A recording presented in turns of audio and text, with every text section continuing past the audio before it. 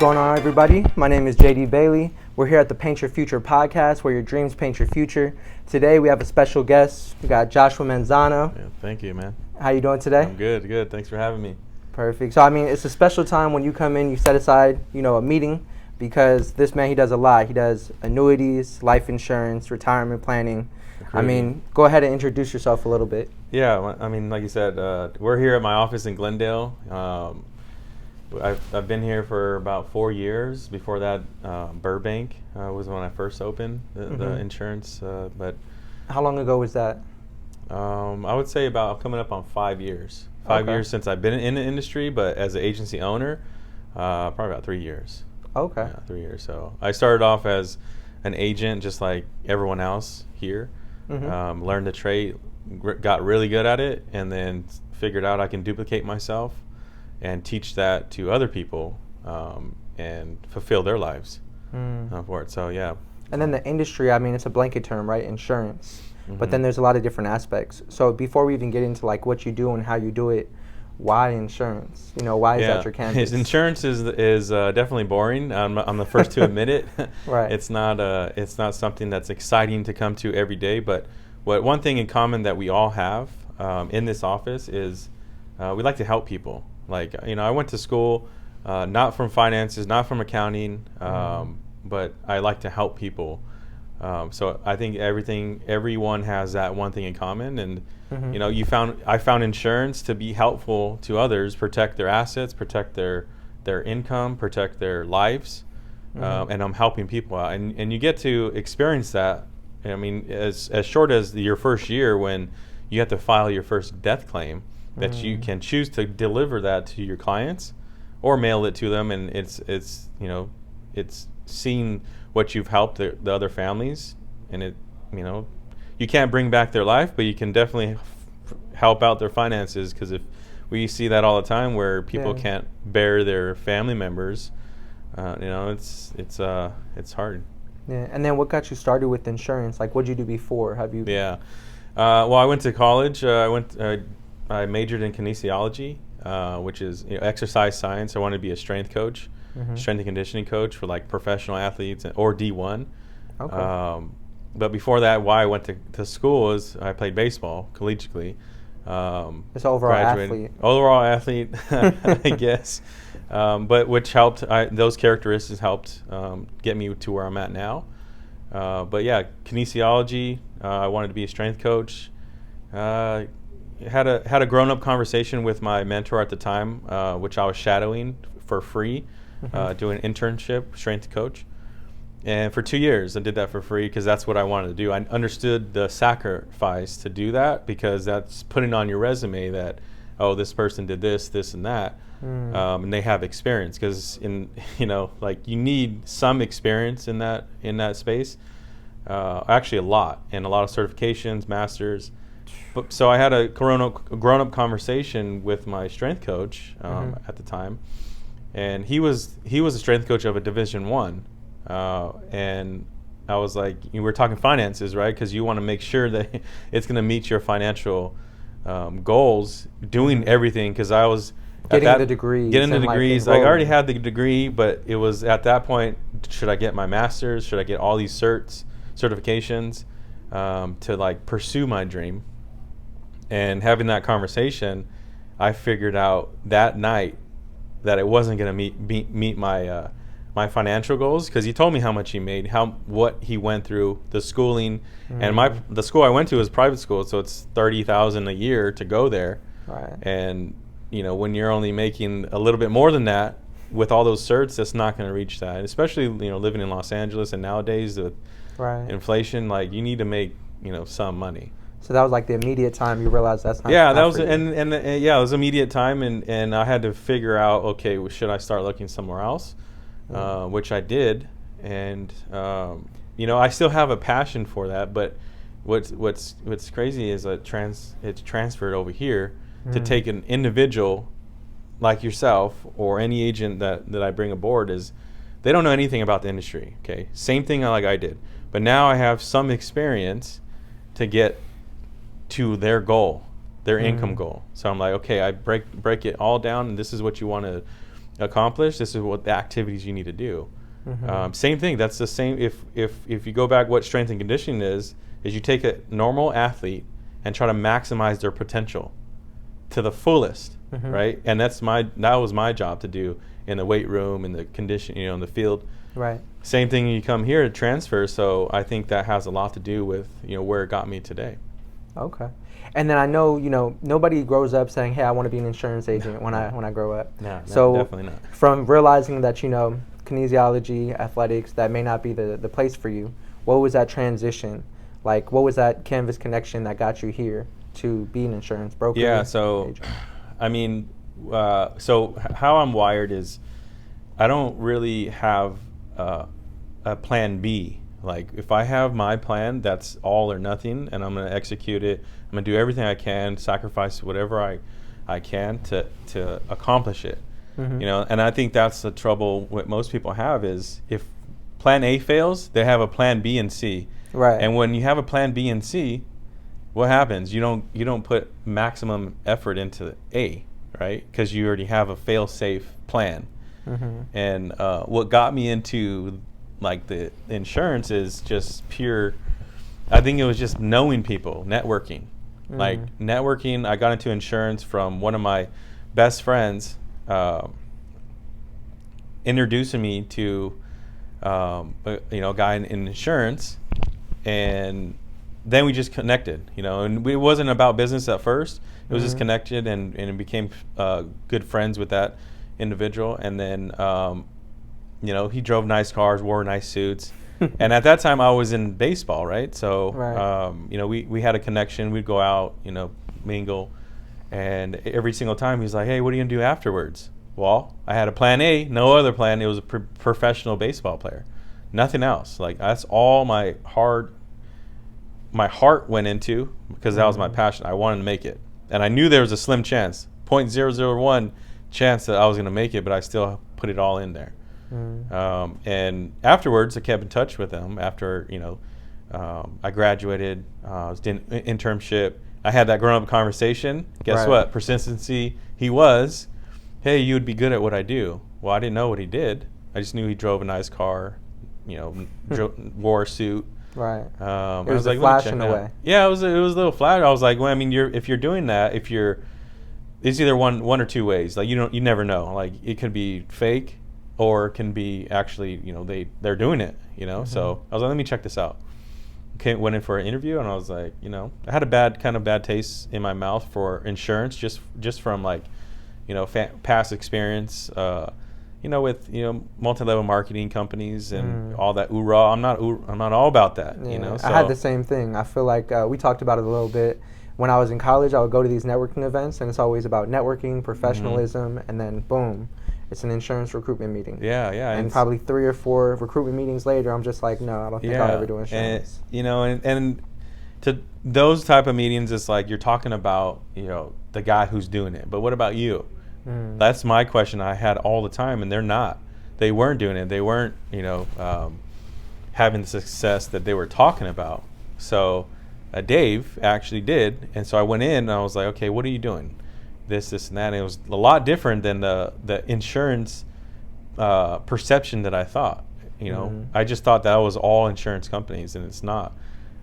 We get clients that are interested in our products, and they fill out a card. We send it in to us. All we have to do is call for it. And my competitiveness and thought process was, okay, when I went into the interview, it was me interviewing him. Like, what is this? Like, it wasn't like, what do I have? What skills or experiences do I have with the industry? Because I didn't have any.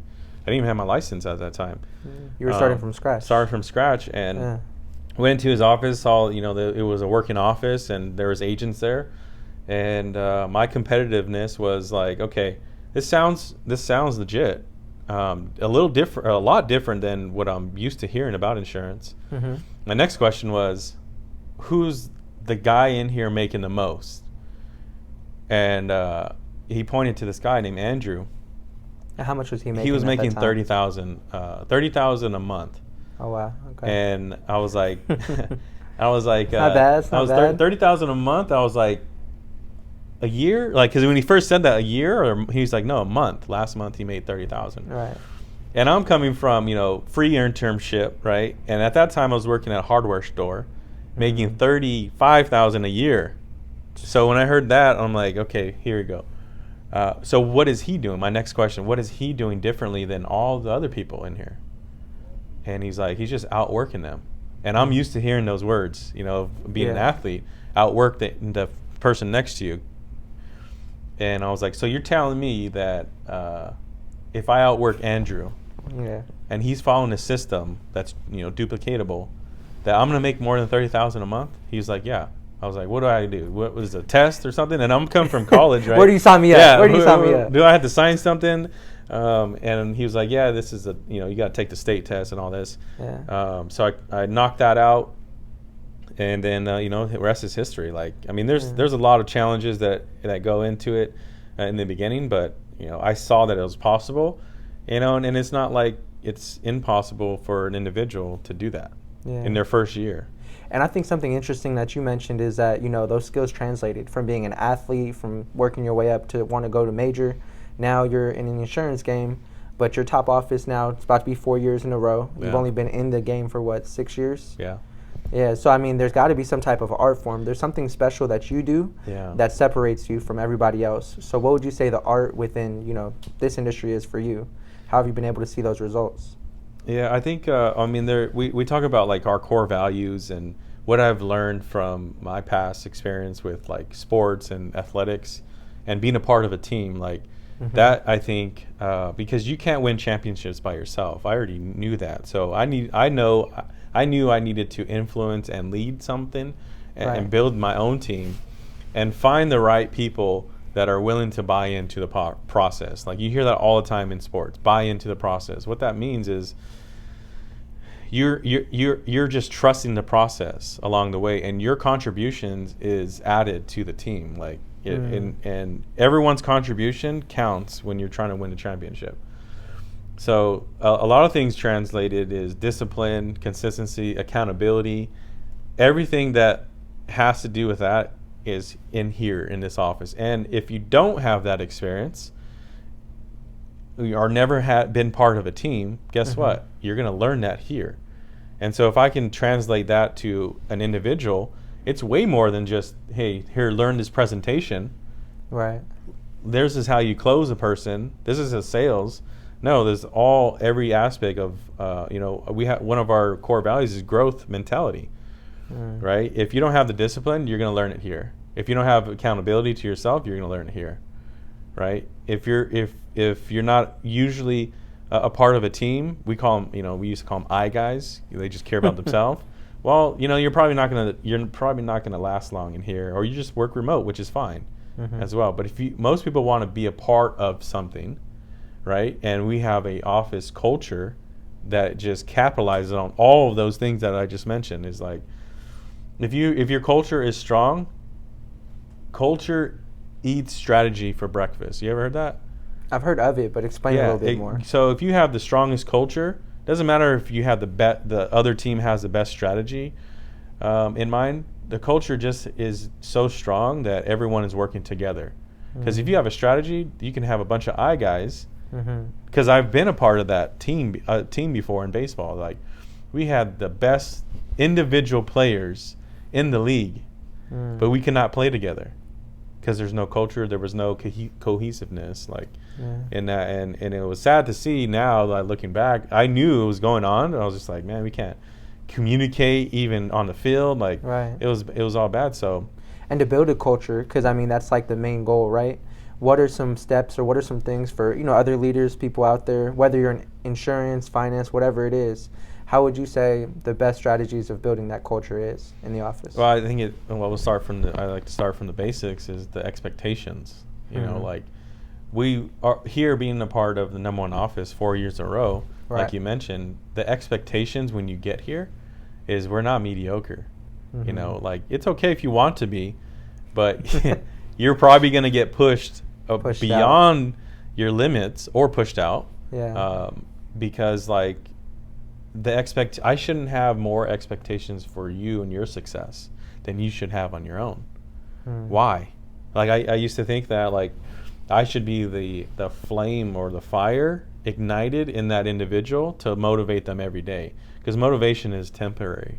Right. You have to find what fuels you, like, because we talk about it. Insurance is not that, what is it, exciting, but if you make it out of it, if it's going to handle and take care of your reasons why you're doing this, make a bunch of capital to fund your passion of things. And I see it all the time with agents, that have produced here.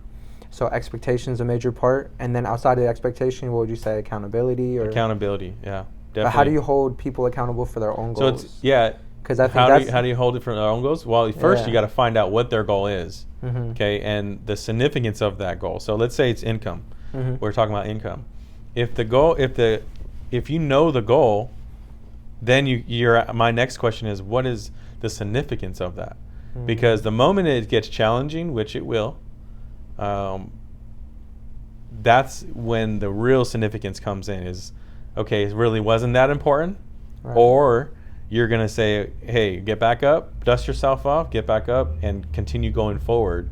And those people are the ones that thrive here, and they're not. If you're not used to that, of course you have a support system here, but we can't do it for you, right? So you build and you grow yourself. If you've never done that, that's okay, because you're going to eventually learn and push yourself. If you don't, those are the people that quit. And that's why, if you ever look up the insurance industry, there's a lot of things going around, say 8%. The 8% represents that 8% is the ones that survive here.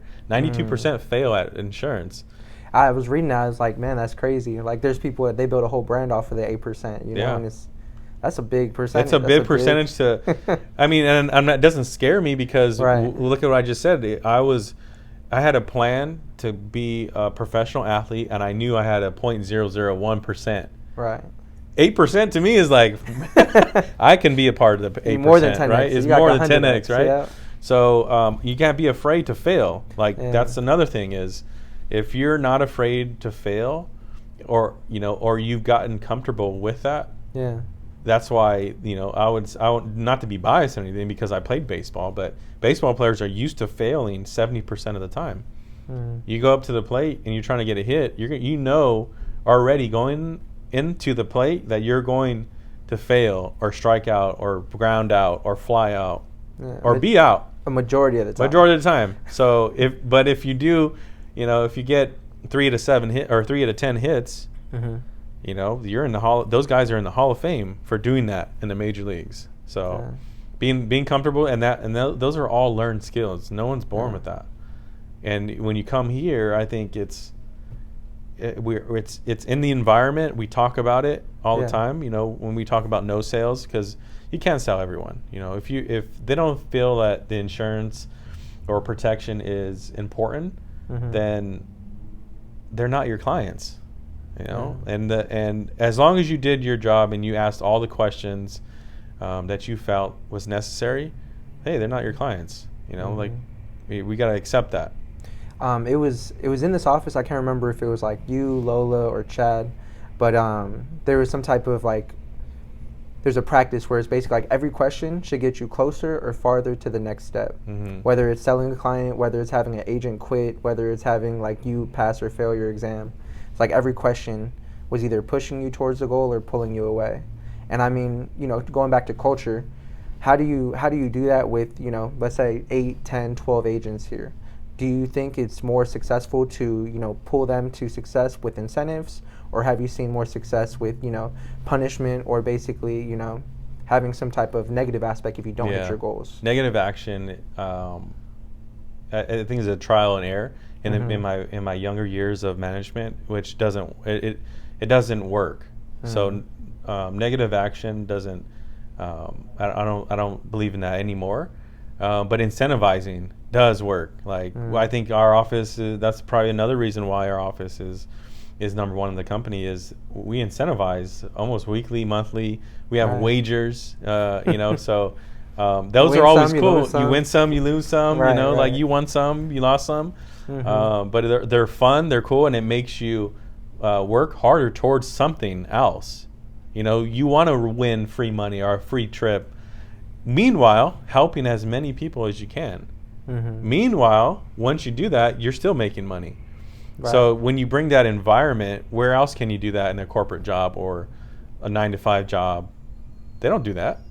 No. The employees or employers that do that, you know, because I've met some that have a 9-to-5 employee force that they do that, and I've never heard of that. Like a AAA or like no, not even in insurance agents? space, like plumbing. Oh, okay. You know, just have networking in you know, and a colleague of mine in a plumbing business. I asked them, like, how do you incentivize your guys or girls to work more, harder, or take extra hours when you need them to? Because if you work 9 to 5, you can bust your ass for from 9 to 5 and still get paid the same. Mm-hmm. Versus, or let's say you don't bust your ass and you're just lazy that day, you still get paid the same. Right. Here, it's completely different. You bust your ass, you're going to make 30, 40,000 a month. Or you're lazy, you don't make nothing, right? Right. Well, we say nothing, but it's like nothing. So I asked them, how do you incentivize your guys or girls? Well, they go through professional goals, personal goals, and financial goals. Those three things. In meetings, or is that like in every one-on-one meetings or group settings? Okay. Because what does that do? Like especially a 9 to 5 employer, they don't really care, right? But when you have a difference like that, that's why we do that weekly. Mm-hmm. It's on the board. You turn those cameras around, all of our numbers are there. We talk about your personal goals. What do you want to accomplish? We just did that yesterday, right? Yeah. Again, your financial goals, your professional goals. What do you want to do in 1 year, 3 year, 5 years? And let me ask you, have you been employed by an employer that has done that in the past? No. What does that tell you about this employer? I mean, I'm not even your boss, but you don't have an employer. You're self-employed, right? Yeah. But what does that tell you about the company or the environment or the culture? No, I think the culture, it makes it stand out. And it says, like, I'm going to an office or work as who someone actually cares what I want to accomplish, so they know we're on the same page. If I know that you're only going to be here for a year, and this is your goal to hit, well, we're going to do that together. I'm going to help you there. You just got to put in all the work and activity. I can't do it for you, right? Yeah. But at least we know we're on the same page, because in 12 months you're going to be doing something else, or whatever that case is. Right. But if you're aligned, that's what it's called, aligned with your company or with your environment. Mm-hmm. That's why people thrive. When you're not aligned, when you're not showing up or communicating, you're not aligned. No one knows what you're doing. Right. Not even yourself. You're not even a part of the team anymore. Because that's another thing, is when you don't contribute, you will feel it here. And I'm not the one that's going to tell you. Right? Your teammates are going to be like, hey, where you at? What's going on? Like, what happened last month? Like, Yeah. That type of environment was built. When you leave early, what do we say? Part-timer. Part-timer? Yeah, part-time. Okay. Every day. Good. We'll see you tomorrow. 8 p.m. Part-timer? 8 p.m. Yeah. If you're the last one here, that last person will be like, part-timer. Right. It's funny. But yeah, that's the thing about insurance is you put in the effort, you're going to get paid the effort that you put into. If you put in no effort, you're not going to get paid. I think one thing I found about this path here, because now it's been over a year. Mm-hmm. It's always, for me, it's finding the structure, because we don't really have hours that we need to do anything. So as far as finding the structure, I mean, you've done it, you've seen agents do it. What does that look like, a day-to-day, somebody that is successful here in this industry? Yeah. What would they be doing? Instant gratification. People come in this industry for instant gratification, freedom, everything you hear about, right? Mm-hmm. And if you want to be hired and then experience that in the first 3 months, you're gonna fail. You can't do that. Mm-hmm. You have to earn that freedom, financial freedom. Mm-hmm. And when you have a good structure, which we do, presentation, we don't have an hour, like an hourly, you got to be here. Right. This is if you want to sit down and say, hey, the amount of hours that you think is probably a lot lower, your expectations. So when we sit down and say, okay, you want to accomplish, let's say 10,000 a month of income. This is what the activity is going to spit out. This is what you have to do on a daily basis. Now, if you can do that in 2 hours, that's on you.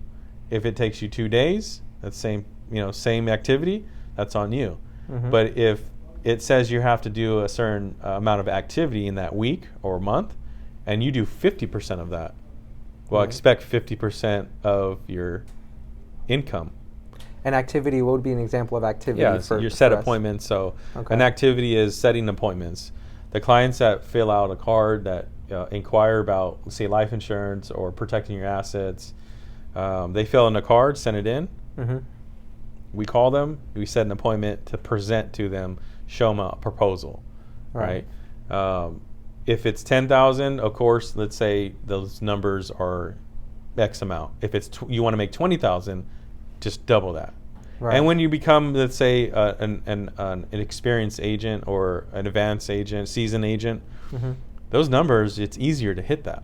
But in the beginning, those expectations have to be, okay, it's going to be challenging. You're going to have to do double the amount because you're not as seasoned as, the other agents that have been here for 12 months or 24 months. So what you think it takes to make 10,000, it's always double the expectations. So it has to be clear on what it actually takes to make that. Because that's the whole issue is people come here because it's lucrative, the freedom, but the expectations and what it takes to actually make that is very low. I don't know why, because maybe we do have a good job of our environment. When they come in here, they're like, oh, everyone's doing it. Everyone's hitting the goals, and that's fulfilling to me when I see that. But that's why I got to set expectations. And some people, their expectations is fine when it's always low, and that's where I come in to hold them accountable. No, that's low. Like you have to be very, very special to actually hit those if your goals are that low. So always maximize, because sales is all about numbers. I don't care what sales that you're in. It's all about numbers. The person with the higher or the most opportunity chances is always going to have the most production. And for people that are watching that may think, I never thought about insurance, but obviously we have an example, somebody, you're successful in this. What would somebody expect in like their first year if they were to change industries? Hey, I need a job. My job's not fulfilling with my needs or my financial goals. Yeah. What would they expect? When I introduce myself, you asked me that. Depends on the audience. Like, okay, this audience, I'm gonna say, I'm a producer. Okay, what do you produce? Like especially living in Los Angeles, we have a nice view right here, Glendale. When they hear producer, you automatically think of music, right? Music. Oh no, I'm not. Film. I'm not. I'm not in that. I produce $100,000 agents in their first year by following our system that works. So that's what you can expect. That's not a lie. I did that. You did that. Like everyone that actually buys in and buys into the process that we were talking about, discipline, accountability, team culture, they've done that. So or that's more. A standard. That's a standard or more. Now, if you're part-time, of course, it's going to be lower. But if you buy in and you're putting the same amount of effort that you did at your previous job, because your previous job is probably 40 hours. Right. Now, if you're in a self-employed environment, it's probably 50 to 60, which I love, because it's like if you put those same hours here, you ain't going to be a part-timer. Right. And your numbers are going to be more than 100,000. So we have examples of agents that have been here for 13 months have already at 200,000. Yeah. Right. So that's just the threshold of, okay, if you follow the system and you actually buy in and you're coachable, that's another thing that we didn't mention. You're coachable, then hey, we're going to guide you there, and that's all I need is a buy-in, because I'm going to match your effort. I'm not going to do it for you. Right. I have all the tools necessary that I've learned, from my experience, that I'm going to give to you. But if there's no effort, I can't do it for you. Yeah. So if you give me 110%, I'm going to give it back. If you give me 50%, guess what? Give it I'm back. going to give it back, or, hey, get on my calendar. Because if it's not important to you, why should it be important to me? Right. You know? So I mean, after all of this, 100,000 in their first year, potentially 200,000, work your own hours. I mean, full transparency. You know, what would you say is the reason that only 8% make it? It sounds like a good deal. Because it's hard, What's man. the challenges? It's hard. Yeah. It's hard, and there's nothing.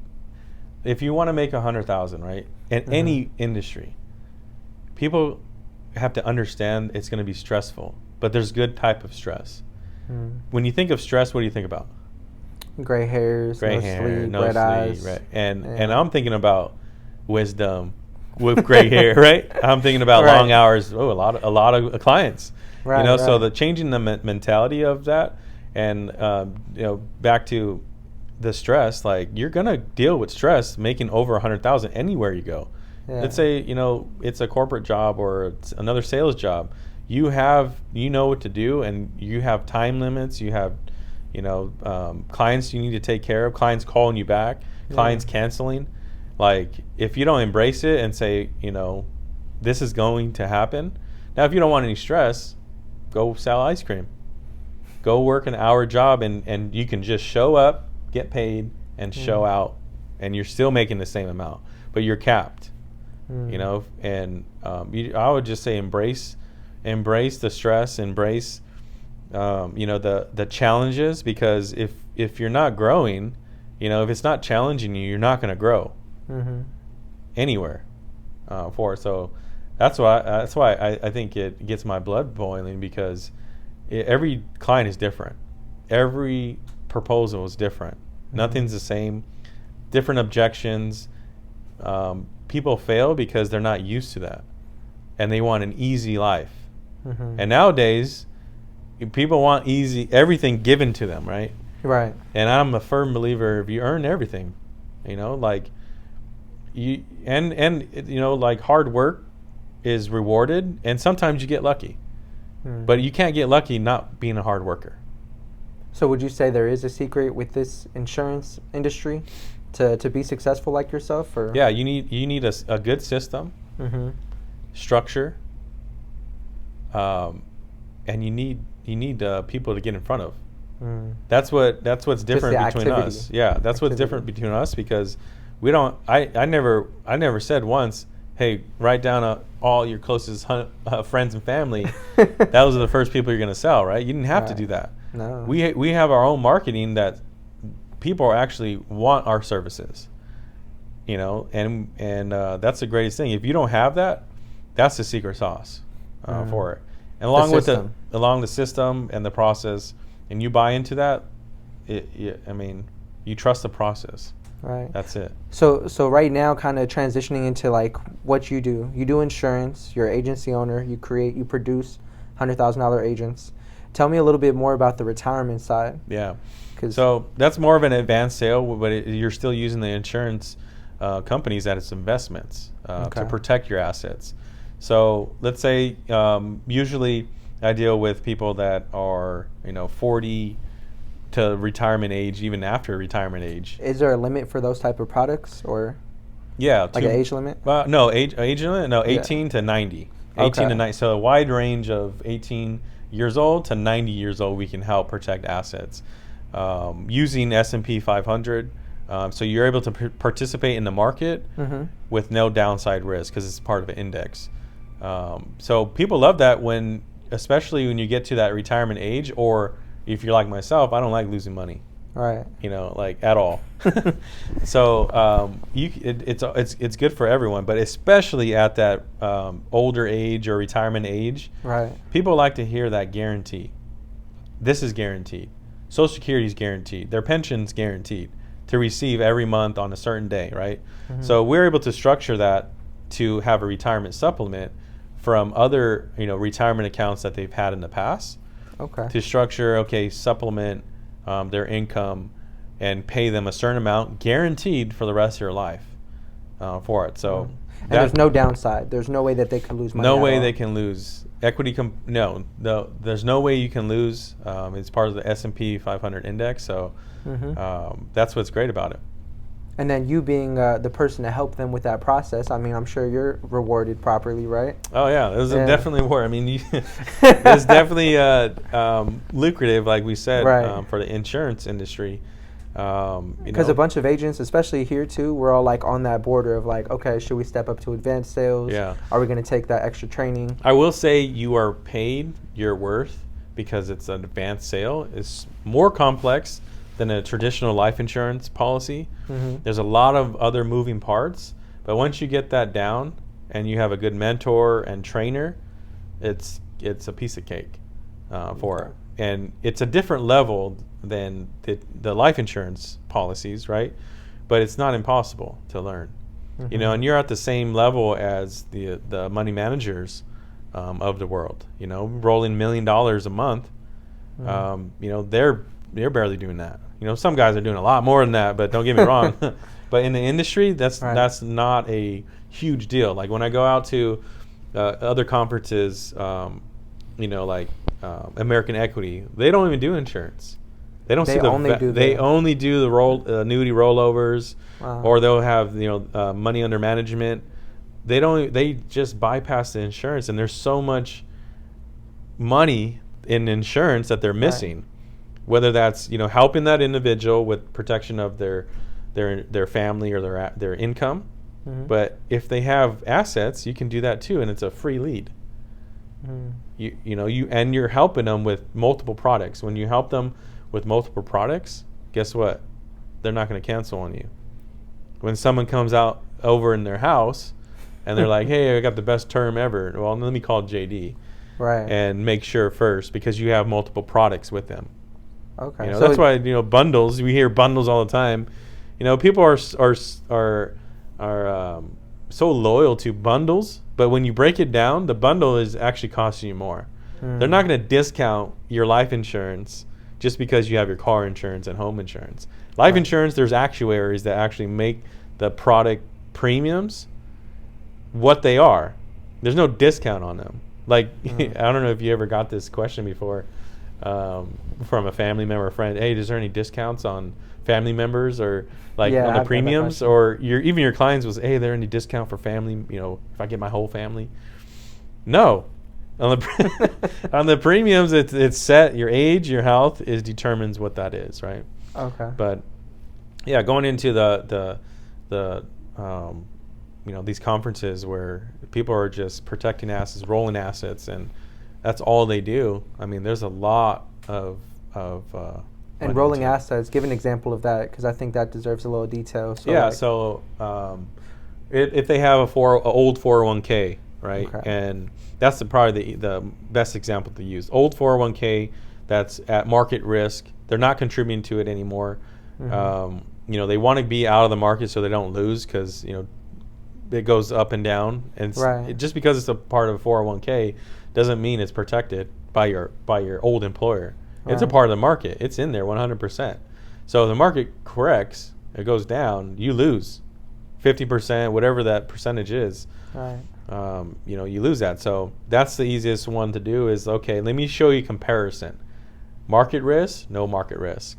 Let me show you your expense ratios that you're paying, and which is a fancy word for a fee. Oh, how much are you paying in fees? Oh, I'm not paying any fees, Josh. Okay, let me do this right here. Got fancy fees. Yeah, they got fancy fees right here that's coming out every month and year versus no fees that I'm showing them. So we're doing a comparison, and they'd make the decision. Yeah, and then people sometimes they'll outlive their money. Like a healthy 50-year-old that may have 12 years of retirement income. Yeah, because that's another thing that most advisors don't tell their clients. Let's say you have $100,000 and you're taking out $10,000 a year. Well, hypothetically, you're going to have 10 years, right? No one factors in, their advisor's not going to factor in the taxes that come out, right, of that $10,000. They're not going to factor in any downturns. In the next 10 years, every 7 to 10 years, there's what? Correction, right? So let's say that in the fifth year, right, there's a correction. Well, your 10 years actually cuts in half. Next year, you ran out of money, and especially if you're counting on that, which most people that are retired are counting on that. They're screwed, right? Right. Because that money stops There's no way to get that back. So that's what I feel like, okay, if I can protect that, you know, that's another way of helping people. Yeah. The more value, and that's valuable, you know, like, and so like when I present that to clients, they choose, how can I get that out? Well, I'm going to show you right now.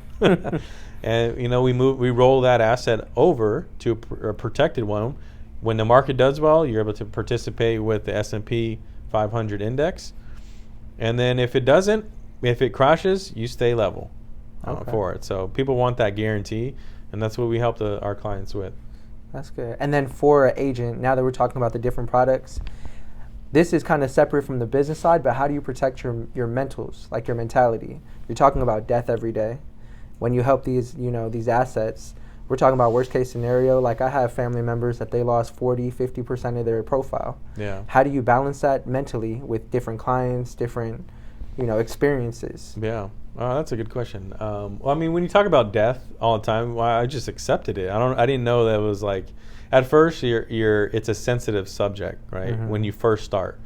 But I found that the individuals that ask the hardest questions are the top producers.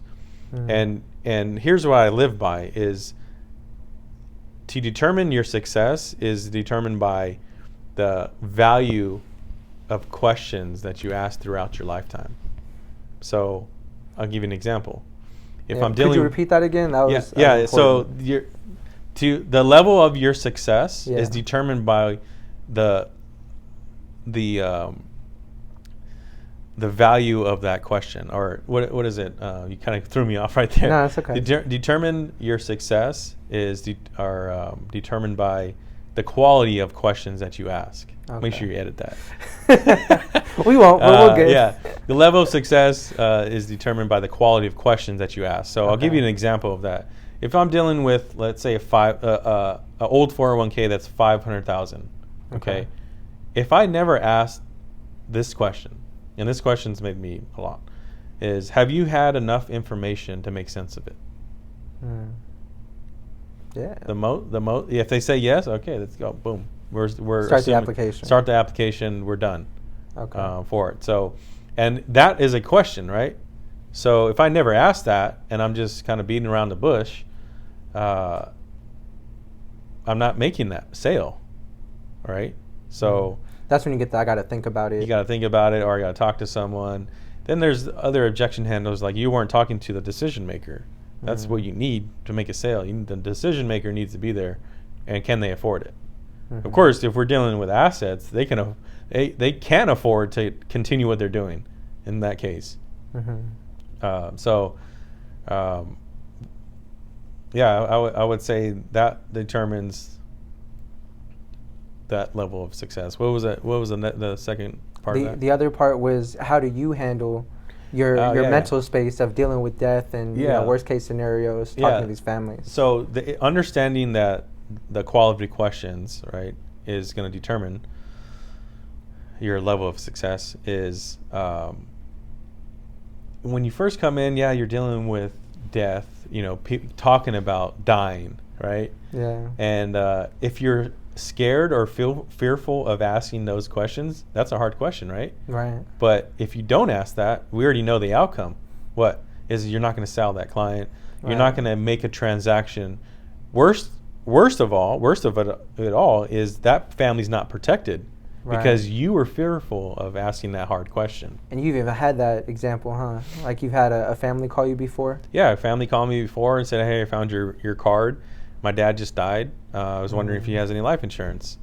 I didn't remember him at the time because it wasn't my client. And I recalled that going into that house and him saying he was taken care of and he didn't need it and this, you know, every excuse in the book. And I tried to stay there and you know, reason, saying, hey, how are you going to do this? But it wasn't the case. And, you know, it was kind of my fault, I guess. Kind of took it to heart because the family was now struggling with paying for the funeral, paying for the loans, the house. They're losing the house. Yeah.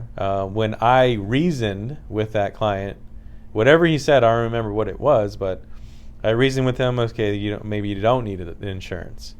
maybe there was another question, a hard question that I was fearful of that I did not ask, because we have to understand that we take pride in what we do, and we're the voice on the wall for the family members just like that called me, because they don't have a voice and they think their father is speaking for them instead of them. Now they have to deal with the results of that. Because now it's like, seeing that perspective, you're responsible for all the beneficiaries that will or won't get this coverage. Yeah, because how do you know they're not fearful of asking their parents?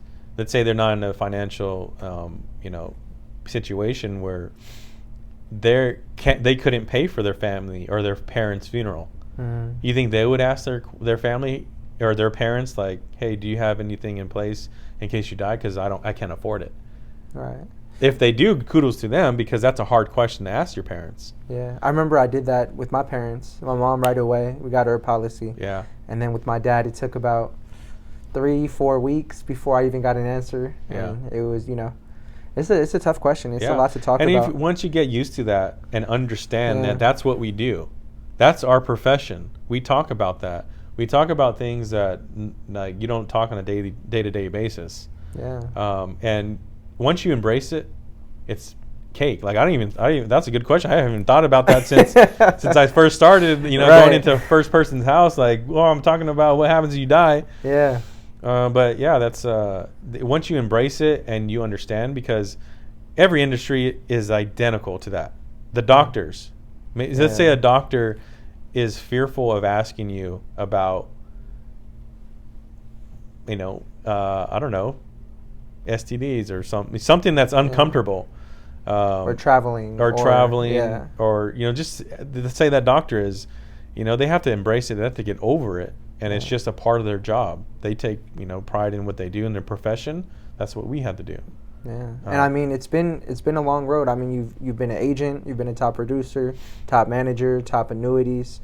So for you, I mean, doing all this, there's a reason for it, right? Yeah. In your sense, what would you say your masterpiece is? What are you doing to create your masterpiece? Yeah. So I mean, I'm within the masterpiece right now, or the vision is building an agency that's not only the top producing agency, but fulfilling everyone's dream and their income goals. Because if I'm helping them, guess what? That goes along with my vision to do. So, 100 agents a year is the vision, is the goal, is the masterpiece.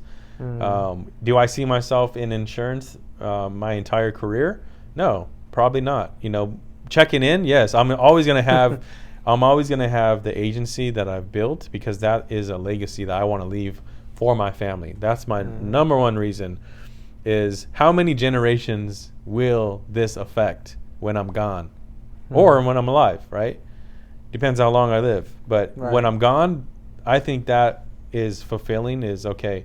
If Manzano Master Agency survives 2 or 3 generations where they're getting passive income, I believe that's where I want to go with that. So 100 agents a year that I'm helping do that with the simple system, the marketing and clients that we get, and the process, and duplicating that over and over again.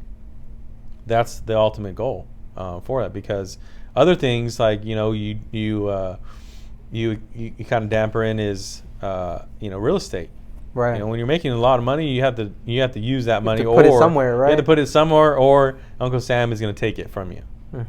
So getting that passive income in your investments, that's another goal to hit. Yeah. And you can do that now. You don't have to have a certain amount. I'm just have a goal and plan and a master plan for that, because it's if you don't have a plan, you don't know where you're going. If you don't have directions, you're gonna be lost. So we do this here, is write everything down. If you say you're going to do something, write it down and tell someone, because that holds yourself accountable. Oh, I said I was going to do this. Right. You, as a man, if you say you're going to do something and you don't do it, how do you feel? Not good. Not good, right? Yeah. So even though as a woman, you say something, you're going to do that, you don't feel good if you don't do it. Something that got in the way of you accomplishing that, you need to get rid of. or maybe that's more of a priority than what you said you wanted to accomplish or do. Right. For it. So I think, the building, and then help my other builders or leaders build their teams, because, I really strongly believe that if I help that individual get what they want, I'm going to get what I want. Right. That's the ultimate success, right? Yeah. You help enough people, you'll reach your own goals. Elon Musk, bro. Elon Musk says, the more value you put in this world, the more compensation you're going to receive. That's like a sales quote. I think, for us, right? But anywhere, you might not get paid right away. Right. Let's just say it's not sales. Let's say it's, internship, or, starting a new podcast. Is you're not going to get paid right away, immediately, but you're doing the necessary steps. You're putting value into the world, when eventually you look back, say in a couple months or a couple years, and you get paid. Right? Cumulatively, after all the work for it. So, but if you don't put in the work before, you're not going to get paid in the future. Okay. So to wrap everything up, going off of that, bringing value, leaving value for the people you speak to, what's like the last final thoughts, something deep, to leave for the people who are viewing this today? Yeah. Man, that's so broad question. I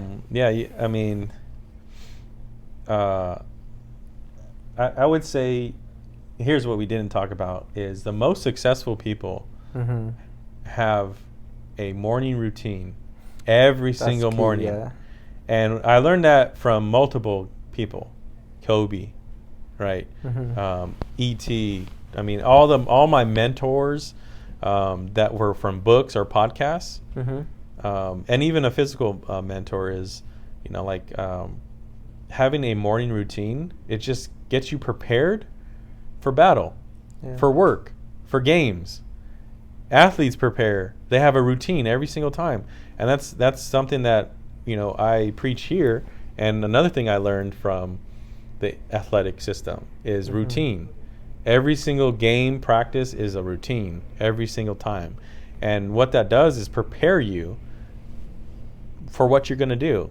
Like, if you don't have that routine and you're rushed and you just show up and you're not prepared, that's just setting yourself up for a disaster.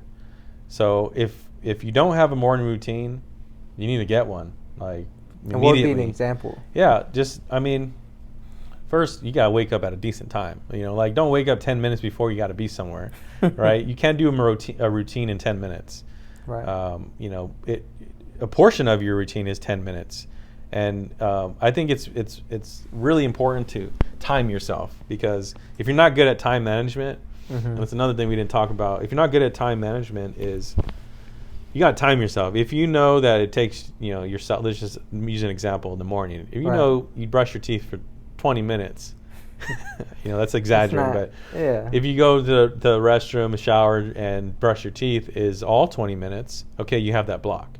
Then what are you going to do afterwards? And afterwards, do you want to do, some growth, some self-growth in the morning, which I always recommend immediately, because you're not motivated every single day to go into work or to help your clients, but you have to develop that discipline, because your motivation is not going to wake you up. Sometimes maybe, if you're going on vacation or you're going to Disneyland that day, you'll automatically wake up because you're so excited to do that. Right. But your discipline is what takes over on those days that are gloomy, rainy, or you just don't want to get out of bed. Your discipline takes over, because someone is counting on you, whether that's yourself or your spouse or your family. If you don't get out of bed, you're letting yourself down and everyone else that's counting on you. We talk about legacy. My legacy is letting me down. My family, I'm letting down. Not my legacy is letting me down, but I'm letting my legacy down. I'm letting my family down. Eventually when I have kids, they'll see that. Right. And we talk about being an influence in the office. Guess what? You're an influence around your family, your kids. They'll see that. They'll pick up those characteristics. Those habits. But if they see dad or mom have a routine every single day, guess what? Let's have little routines for you too. Get up at this time. Once you get up, it starts here, and you have that, and That momentum. You have the for your day. momentum, and you're prepared for the day. If you're not prepared, you're just setting yourself up to fail even more. And we deal with failing every day, so why do that to yourself? And if the professional athletes are doing it, if the most successful business people are doing it, why aren't you? Right. That's a nugget that start it now. Like, wake up a little bit earlier, and start your routine and have it every day, because I haven't forgot my keys in probably 6 years since I started my routine. Wow. Like, if you think about it, if you forget something, you have to go back, you don't have a routine. Like in the morning, especially if you forget something, that minimizes all those errors, is your routine. And it's every day. Like muscle memory in a way. Muscle memory. Yeah. And if you have, a routine which is like, personal growth, guess what? You're reading in the morning. You're doing yoga in the morning. You're working out in the morning. And you got everything done, and you feel, here's the cherry on the top. You feel accomplished already, and you haven't even got to work. Right? You feel like you've already done the necessary things to win the day. Let's say that you have a horrible day. At the end of the day, when you get home, you're like, I worked out, I read, I had my other routines in the morning. That's a win for me, so. But if you don't have that and you just have a horrible day, guess what? You have a horrible day and you don't have any wins. So those small wins equal up to a bigger win, and it's gonna bring momentum to your life. Yeah, because you do another thing. I think you were mentioning, you do a power list. Yeah. On top of your morning routine. Yeah. So kind of describe that, like what goes in a power list. And shout out to Andy Fischala. He talks about power lists all the time. There are no more than 5 lists on goals, not goals, but not goals, activities that are going to lead to you accomplishing your goals. Okay. So don't put on there lose weight or make 100,000. Put activities that are going to help you do those 5 a day and cross them out every single day. And if you cross all of them out, guess what? You put a W on it. You won the day. And those, every day you have W's, those are going to lead up to your goal, guaranteed. Because if it's 100,000, what activities can you put to every single day to lead you to that? Right. Phone calls. How many phone calls? How many people you need to contact? Like those type of activities that lead you to those goals. And if you do that every day, of course, once you cross that out, for me, I feel accomplished when I'm like, boop. If you start that with your routine, that's the first thing when you get to the office. Hey, powerless, what do you got to do today? Yeah. Activities, and then cross them out for it. So that's what I would say. Okay, well that's good. I mean, I think I'm working on that. We talked about it a few times, but I appreciate that. And for people that are watching that want to get in touch with you, maybe learn or ask questions about what you're doing, how to be involved, where would they find you at? What's the best way to contact you? The best place to find me is at manzanomaster.agency. You'll have all of my information on there, my IG, my Instagram on there, how to get on my calendar, a little bit about our business, the compensation rates, the bonuses that we get. Even we have our own term, our Quility term, that you can qualify within 7 minutes, instant. And you could just do it online, right? Do it online, takes 7 minutes to do, and you get instant approval, and it's most competitive product on the market right now. Amazing, yeah. So for everybody listening, protect your family, protect your assets, protect yourself, get that morning routine. Anything else you want to say? No, that's it, man. I appreciate it. Manzanomaster.agency. ManzanoMaster.agency. Again, this is a Paint Your Future podcast, everybody, where your dreams paint your future. Tune in for the next episode. Appreciate y'all time. Thank you.